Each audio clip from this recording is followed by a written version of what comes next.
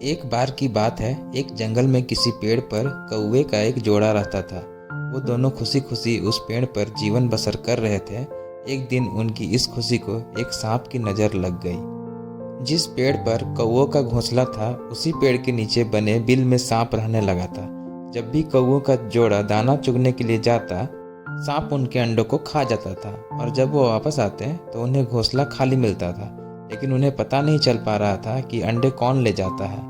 इस प्रकार से कई दिन निकल गए। एक दिन कौवे का जोड़ा दाना चुग कर जल्दी आ गया तो उन्होंने देखा कि उनके अंडों को बिल में रहने वाला एक सांप खा रहा है। इसके बाद उन्होंने पेड़ पर किसी ऊंचे स्थान पर छुपकर अपना घोंसला बना लिया।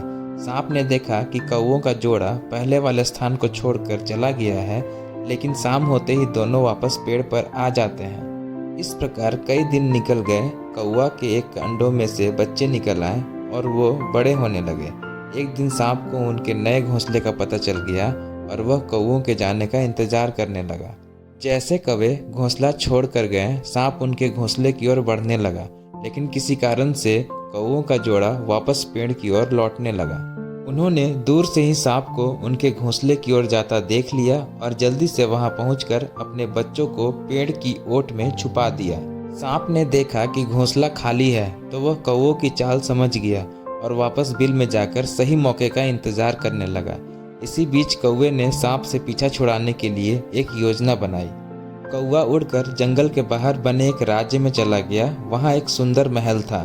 महल में राजकुमारी अपनी सहेलियों के साथ खेल रही थी। कौवा उसके गले में से मोतियों का हार लेकर उड़ गया। सभी ने शोर मचाया तो पहरेदार हार लेने के लिए कौवे का पीछा करने लगे।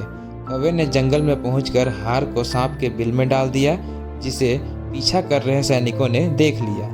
जैसे ही सैनिकों ने हार निकालने के लिए बिल में हाथ डाला तो सांप फुकारता हुआ बाहर निकल आया। सांप को देखकर सैनिकों ने तलवार से उस पर हमला कर दिया, जिससे सांप घायल हो गया और अपनी जान बचाकर वहां से भाग गया। सांप के जाने के बाद कौवा अपने परिवार के साथ खुशी खुशी रहने लगा। कहानी से सीख। हमें इस कहानी से यह सीख मिलती है कि कभी भी निर्बल का फायदा नहीं उठाना चाहिए, साथ ही मुसीबत में समझदारी से काम लेना चाहिए।